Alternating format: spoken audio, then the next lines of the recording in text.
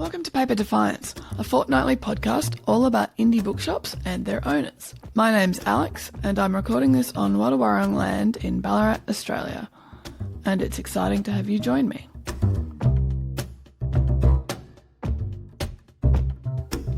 In this episode, I'm talking to Stefen, who runs Stefen's Books in Perth, Australia.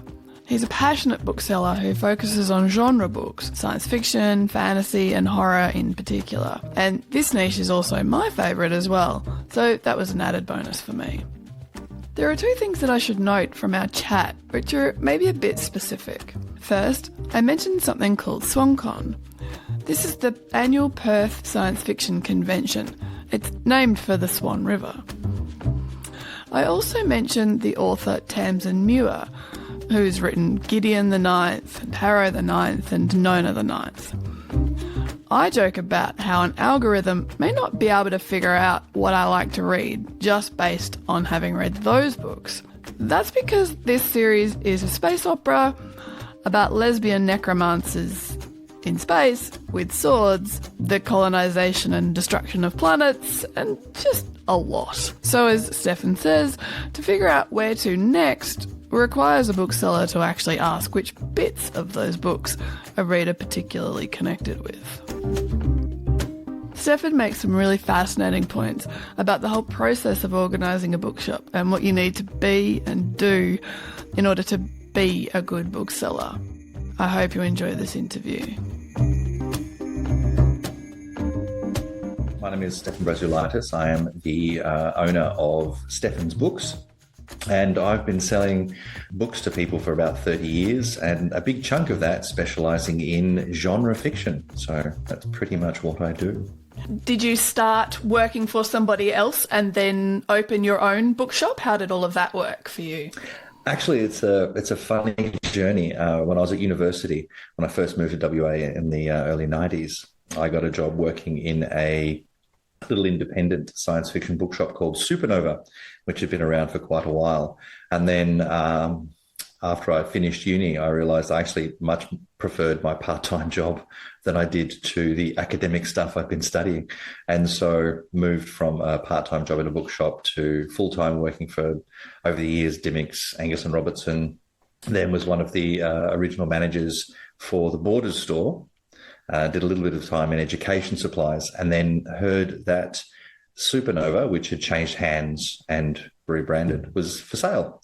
So I went back and bought the very first bookshop that I ever worked for and rebranded it again.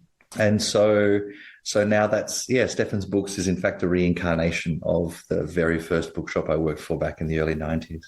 What was that like for you, moving from working for pretty big booksellers to then managing your own store? What were some of the big things you had to deal with there? Interestingly enough, because I had spent so many years working for other bookstores, I kind of gathered a variety of approaches to different things, because I started out working for like small chain stores like Angus and Robertson, Dymocks and stuff. And so I was always prepared to learn any skill that was time to learn. And so I had a variety of ways of doing things. And so when I got my own store, I was able to kind of cherry pick the different things that have been done. The biggest thing for me, I think, is that a lot of people want to work in bookstores. They'll think they do. They'll think they want to own a bookstore, but they don't really. They want to work in one. They want to be around the product, but they don't really want to run a business. And something one of my early bosses said to me is that the problem with a lot of small business people is that they love the product. They don't actually like the business. And unless you love your ordering and your returns and your spreadsheets and your catalogs and your bookkeeping and your business activity statement, unless you love that the same way you love the product, you won't invest the time and energy to do it really well. And often these businesses fail, not because the person isn't enthusiastic, but because they're only enthusiastic about the product and not the machinery of the business. And I discovered, much to my joy, that owning my own business, I love the machinery. I love the administration. I love all of the trivia. I love all of the little bits and pieces that you do mechanically to run a business, as much as I love talking about the product and that sort of stuff. I think I'm definitely one of those people who, as a young person, was like, yes, running a bookshop would be great. and then knew enough people in business to go, actually, no, it wouldn't. I should remain a customer. Or working in a bookshop. That's kind of the compromise. It's like if you don't want to sort of run the machine, you just want to effuse about wonderful books and stuff, then working in a bookshop, you can bring all of that passion. Although the running gag that I have is people sort of come and go, I love to read, I'd love to work in a bookshop. And I feel like saying, come back when you love to dust. Yes. And you also, as you said before, need to be able to love to talk as well, rather than just read, which doesn't work for all of us. It's a thing. There is a whole bringing that enthusiasm to everybody. When I was working in Borders, I had an instance where it was I think the latest Harry Potter book was due out or something. And we had signage like on every flat surface in the store, but nevertheless, 100 people a day would come up to me and go, when's the next book coming out? And I'd answer them. And one of my staff said, don't you ever get annoyed? I went, no. I was like, well, you get the same question asked, 100 times a day. I said, yeah, but each person only asks it once. And when, you're dealing with people, that you've got to keep that in mind, that each experience for them is only a few minutes of your time. So you might feel you're doing the same thing over and over again, but for each one of them, it's the first time you've done it for them. So they each need to get the same level of enthusiasm, the same passion, even though you might have already talked about this to somebody else the same day, because the second person wasn't there for the first one. This isn't repetitious for them, and there's no reason you should shortchange them. They don't get your grumpy face just because you're sick of this, because all they see is the grumpy face. I just asked you a question. You mentioned the rebranding when you took over the bookshop. What did that involve in terms of the physical aspect of the shop? Did you make massive changes there? I didn't really, because one of the things about my store, and this is something that I tell people if they're interested too, that I decided to do everything really on a shoestring budget to keep the burden of the business really, really low. Because one of the issues with small businesses, people overcapitalize early on, and then the business has this tremendous burden, and it now has to finance a bunch of debts, and you have to land running so fast just to keep up. So I thought, I'm going to go very, very small. I'm going to be very, very frugal with the way that I set things up. So initially it was just some signage. I kind of got stuck. My intention was I took over the business. A couple of months later, I rebranded it. So new signage, new bookmarks, new business cards, that sort of thing. Set up our webpage and social media and all that sort of folderol. And then the intention was to stay in the location that I began for like 18 months, and then move to a better location, bigger location. I kind of got stuck there for 5 years. So that was a bit of a thing. We're in our new location now, have been since 2017, and it's lovely, it's big, it's airy, it's bright. But initially, it was really just about really changing the stock more than the marketing material. As nice as the decor is, and as nice as the layout and stuff might be, it still fundamentally comes down to the stock. What have you got? And so, and trying to keep it frugal was to invest really heavily in making sure that I had really interesting books, which is actually one of the greatest things about owning your own bookstore, is you don't have to explain to a buying officer or to a somebody on the other side of the country why you want this thing, and then justify it. Want 50 and have to settle for 10, that sort of stuff. I don't have to do that anymore. I can just look at something and go, yep, this is a goer. And I love that. The nature of your bookshop, the focus on genre material, is something that I wanted to talk to you about. I actually got to visit your shop in 2019. It had been on my list for a long time. I'd been to Perth a couple of times for Swan Cons and never left the hotel. So when I finally got to visit, it was great. When you first went to work there, were you interested in genre? Was that already something that you were reading, and it just was kind of convenient and great that you got the job in that bookshop? Oh yeah, I was already a tremendous nerd before I started. I was already like a serious genre puppy, although I read extensively in other things as well. Less now that I own my own business, because you tend to focus on the things that you need to have the best professional information for. But Yeah, I was basically a science fiction fantasy guy anyway, and had worked in Sydney before I moved, had worked in like game stores and this sort of stuff. So I'd kind of been involved in kind of nerd space retail forever, really. So I'd started out with that passion, although the thing that my staff and I learned, although I learned it many years ago, is that as much as you think you know about any form of books, where as soon as you start working in the industry, you realize that your knowledge is so small that you thought you knew a lot because you read prodigiously. You don't. There's just so much more to keep track of. So what's it like then actually running a bookshop that's completely focused on genre? Do you think that there are particular, I guess, perks or particular difficulties in having that? I was going to say niche. It's a very broad niche, but it is still more niche than your Dimmicks or your Angus and Robertson, for instance. There is, although in Perth particularly, the major impediment isn't really a problem, because I get people in constantly who want things I just don't have. But the Perth book scene is a very interesting one in that we've got a variety of really interesting stores that all have very different stock and really good relationships between the store owners and the store staff.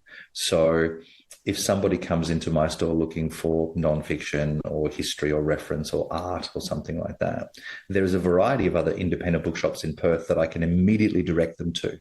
So it's not a case of, well, you just, I can't do this thing for you. It's like, I can send you to another bookshop who will have this thing and who are people that I know, and I know you will have a wonderful experience there. And so I can very confidently go, well, you can go to this other bookshop. And so in that sense, the impediment of not having things that people want isn't really a problem, because I can send them to where they'll be well taken care of. In terms of being a specialist, I think it's almost required if you're going to compete with the internet, which is this big faceless warehouse. You can't carry enough stock to compete with them on scale. You just can't. So you have to be better at what they don't do. And what they don't do is really cater to individual tastes. So having a smaller selection, but really well curated, means that you've got an opportunity for people who have that inclination to find things they just wouldn't find anywhere else.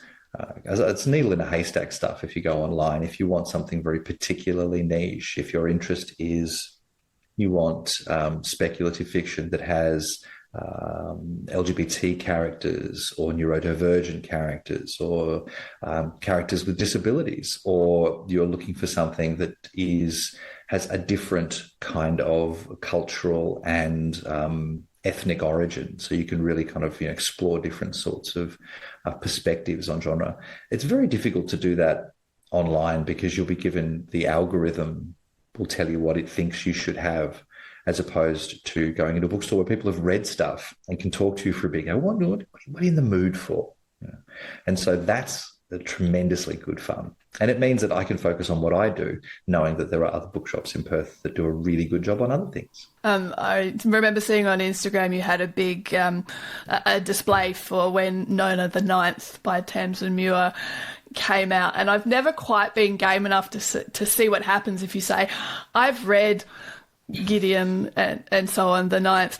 What else does the internet algorithm think that I should read? Because I can just imagine that would get quite weird quite quickly. Now, Tamsin Muir is weird, but just all the intersecting kind of stuff that you get in those books could lead to some weird places. Absolutely. And it's quite a good example of how a bookseller can do recommendations in a way that an algorithm can't, because the algorithm doesn't say, what did you like about it? What of the many cool things in this book is something that is the bit that you really liked? Which part of it are you in the mood for? And then can focus on things that do that. It just kind of tries to do a catch-all. And in many cases, it's a marketing catch-all. It's whatever the marketing people have said, well, this book is like, this book. And then you read them both and you go, it's not really. It's like back in the the 80s, there used to be this thing with every fantasy novel, every blockbuster fantasy novel from a major publisher would have this little cover quote going, "Will rival Lord of the Rings, the new Tolkien." And in most cases, like, this is nothing like Tolkien. You've just done this because that's the thing you know, and the marketing people don't read the stuff. So, although speaking of Tamsin, we love Tamsin here. In fact, a little bit of bragging here. Our store has sold more copies of Tamsin Muir's books than any other bricks and mortar bookshop in Australia. That's awesome.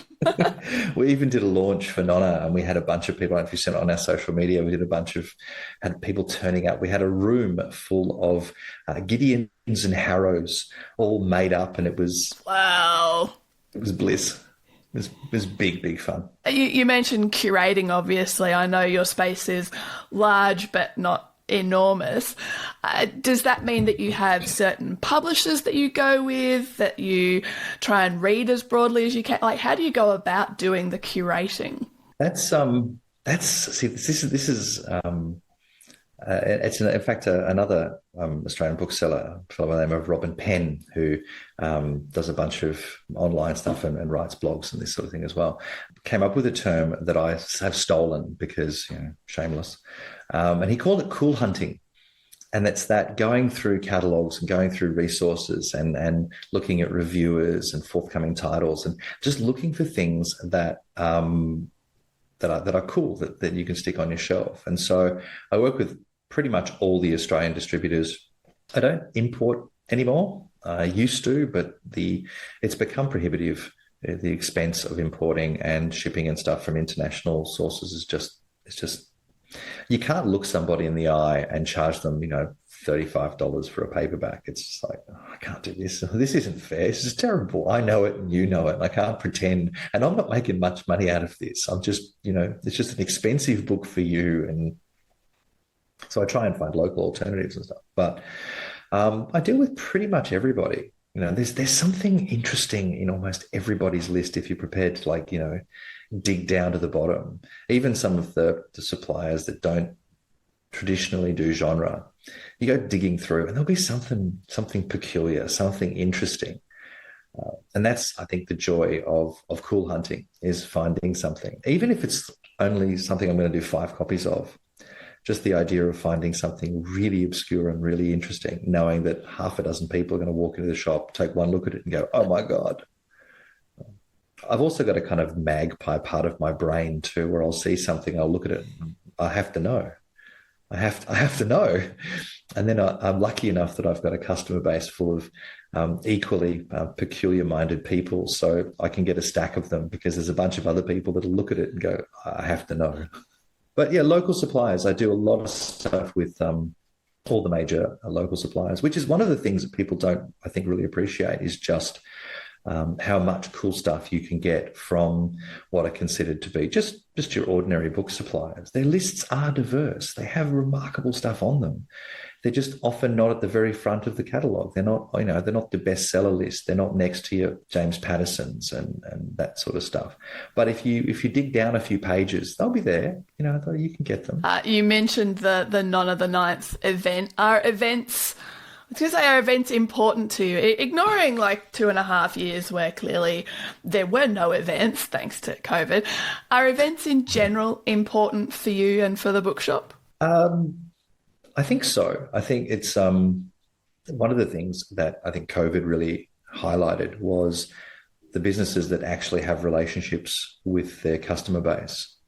And a relationship with your customer base is more than just putting the occasional sign up, doing the occasional special, or providing sausages for a football sausage sizzle or something like that. It's like there's interaction with your customers is about an ongoing relationship, and that kind of needs some sort of regular expression. So we do things like we do a store book club, which just had its 10th anniversary, actually.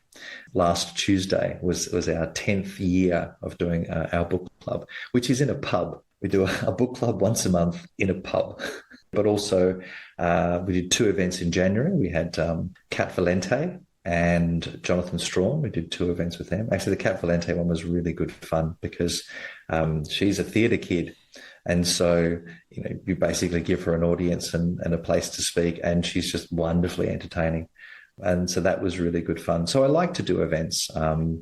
We try to do stuff with local writers and small writers and indie press stuff. And so we try to do events connected with that. We've got relationships with a bunch of local authors where whenever they have a new book, we do a thing. We've been doing book launches for Juliette Marillier forever. And so, I think there are opportunities to do things, to interact with people. And I think it's a common misconception that events are about, making money, because a lot of my events, I don't make any money, but it's about creating that relationship, creating that interconnection, this suggestion that this is fun. We do this because we enjoy this and we like interacting with people. And that goes back to something we talked about earlier, which is if you're going to work in retail, I think you have to genuinely like people, not like I can perform when I'm on the shop floor or something. You need to genuinely like people, because that enthusiasm is kind of the necessary engine to carry you through doing this for years. I've been doing this for 30 years and I'm still having just as much fun as when I started. I still love doing this. And I think you have to genuinely like people. And so events are an opportunity for me to hang out with all of these people that I quite like and talk about stuff that we think is cool. That's brilliant. 30 years in the business. What do you think are some of the biggest changes that you've seen in that time in the bookselling business? A big one is the death of the kind of the mega stores. I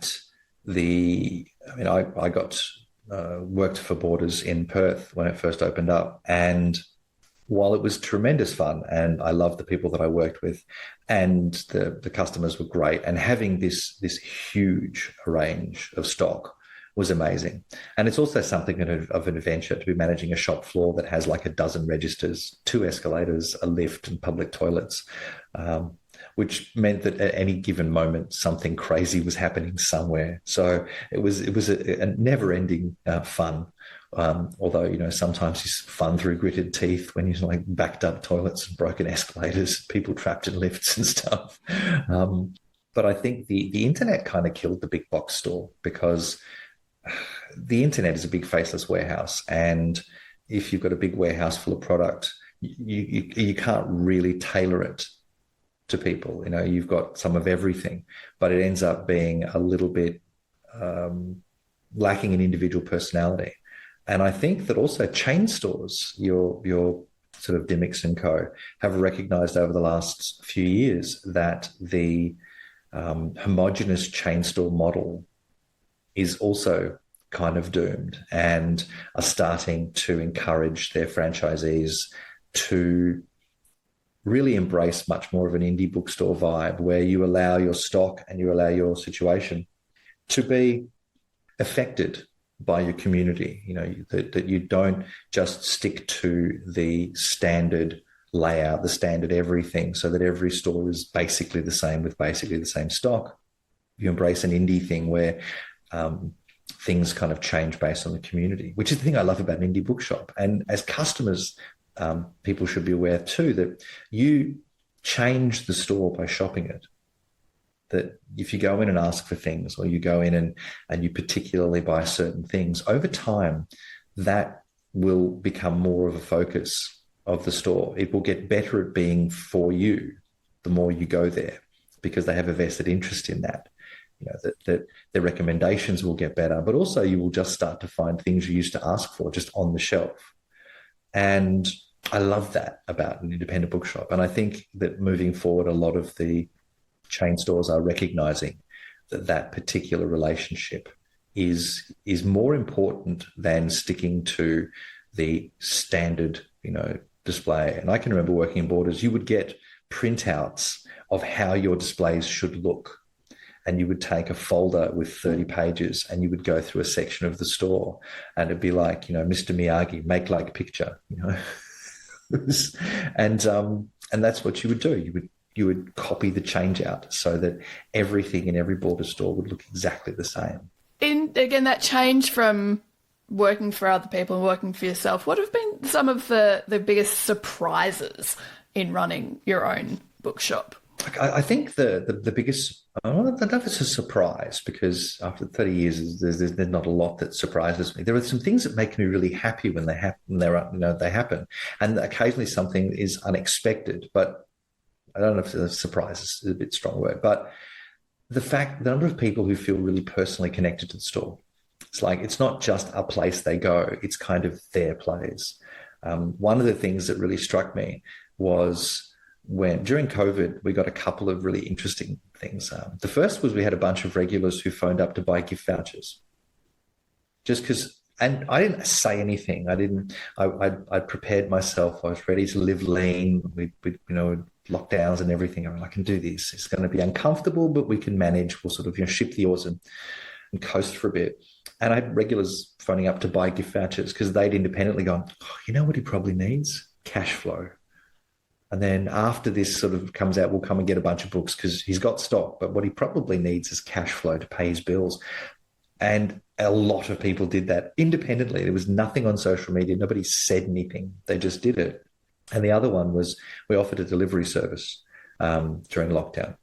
And I was talking to somebody about it. And they said, well, what happens if someone just orders like one paperback? You're going to go and deliver that? And I thought about it. I thought, well, nobody did. Just didn't happen. It's like everybody who wanted to use the service independently went, oh, I can't get him to come out for one paperback. And on several occasions, people would do a straw poll in the household. It's like, I'm on the phone to my book guy. Does anybody want any books? Anybody need anything? Until they figured that they probably had asked for enough to justify the trip.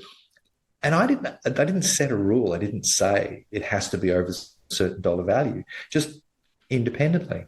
And it's that kind of, because this they think of it as their place too. It's like, no, we need to make sure that it sticks around. And I'm committed to the business and I'm invested, but it really pointed out how many other people are really invested in making sure that it stays to the point where they're prepared to do things that are inconvenient for them. And that really surprised me because people talk a lot about liking a business and liking certain places and patronizing them and going there and stuff, but to the point where they kind of feel like, no, this is our place. And I've also had a couple of instances where something has happened that I don't think would have happened in any other bookshop that I've ever worked for. We set the store up in consultation with a bunch of regulars for accessibility. So we have an oversized door. All of our furniture is on wheels so that everything moves. So the store is infinitely rearrangeable for any kind of mobility need. We don't have any music. We use unscented cleaning products because neurodivergent people can often struggle with that. The lights we have are set up in a particular way to minimize that kind of, right in your face stuff. And I have had an incident of one of our regular customers just turning up in the store in quite a state because they are neurodivergent and they were having a meltdown and they just wanted to come and sit in the back of the store because it was a place that they felt safe. I thought I don't think I'll ever set a sales record or ever do any event that filled me with as much joy as that kind of this is someone who's gone, I need to be somewhere safe. And they came here. And I'm like, well, yes, you are absolutely safe. And like, wow, this no number will ever, I think, affect me as much as that did. I was going to ask, what's the point of a bricks and mortar bookshop? But I think that right there, that answers that question. That's really fantastic. We have lots of people say it's their happy place, and it's my happy place, and that's really, really cool too. Because we also do a lot of LGBT speculative fiction as well, and it's really cool when people come in and go, I want to ask about this, I want this, and they're not even remotely self-conscious about it because they know it's like in here you can ask for anything you want. It's like just be exact. Slight glitch in the Zoom recording here. And it's cool. Not like, it's okay, we'll tolerate it. No, it's cool. My last question for you is, what are you reading at the moment? Well, I'm just about to start Kylie Chan's new one, which I'm supposed to be reviewing soon. I just finished recently reading Emily Tesch's new one, Some Desperate Glory. Desperate Glory. That's the one. Sorry. How good is that? Oh my goodness. I was really scared for the first couple of chapters because I was like, is this just a massive military SF kind of, like, have I read this before? And then I went, hang on. There's a little clue there that this is not as not what you would have expected 30, 40 years ago. No, it's a terrific book, isn't it? There's I get through so many. I read Nicola Griffith's Spear a little while ago. That's an amazing piece. I've got the new Mark Lawrence on my stack, new fantasy Mark Lawrence. I've got a big kick out of Jonathan Mabry's Kagan the Damned recently, which is it's a 70s, 80s fantasy romp. There's a lot of very, very clever, a lot of really character exploration fantasy at the moment.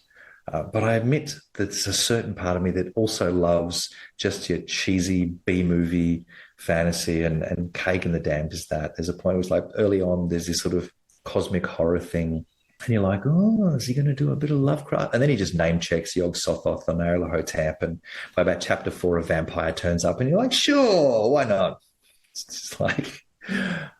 so that's really cool. I'm very, very keen to read C.L. Clarke's new one when that arrives, because Unbroken was just amazingly good and really, really dark.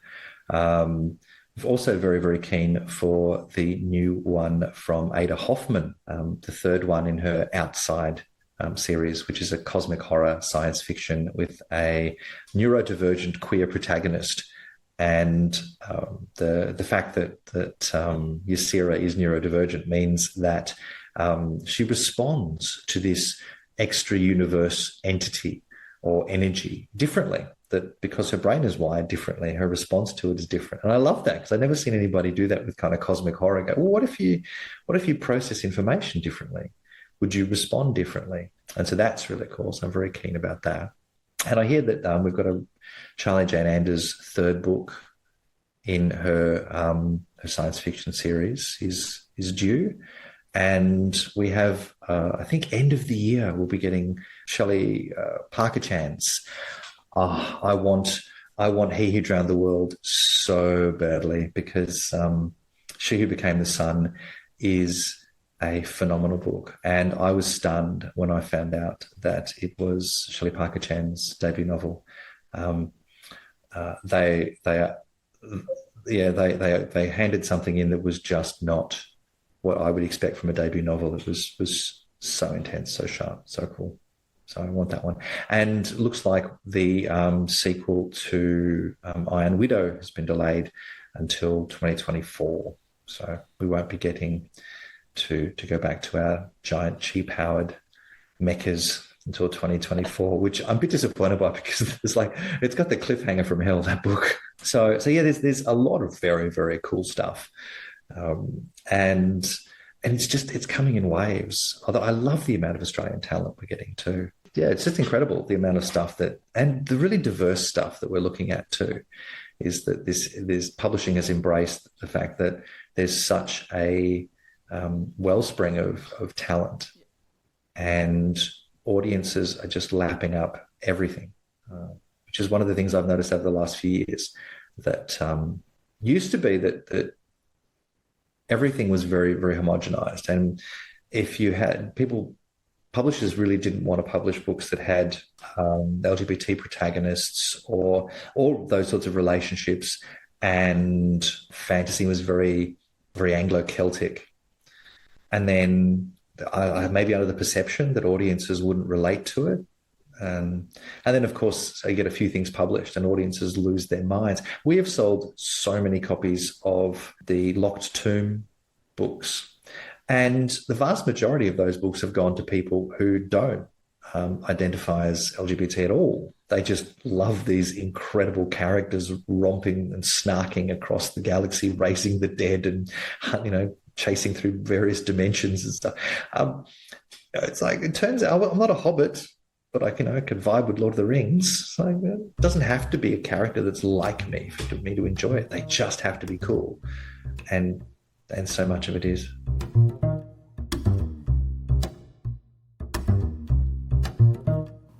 Thanks for listening to this episode. If you enjoyed it, consider leaving a rating or a review, or just tell someone else about it. You can find Paper Defiance on Twitter as Paper Defiance Pod, on Instagram as Paper Defiance, and on Facebook it's Paper Defiance Podcast, plus we're on YouTube. This podcast is created and produced by me, Alexandra Pearce. The music is called Loopster, and it's by Kevin MacLeod. You can find the attribution at paperdefiance.com.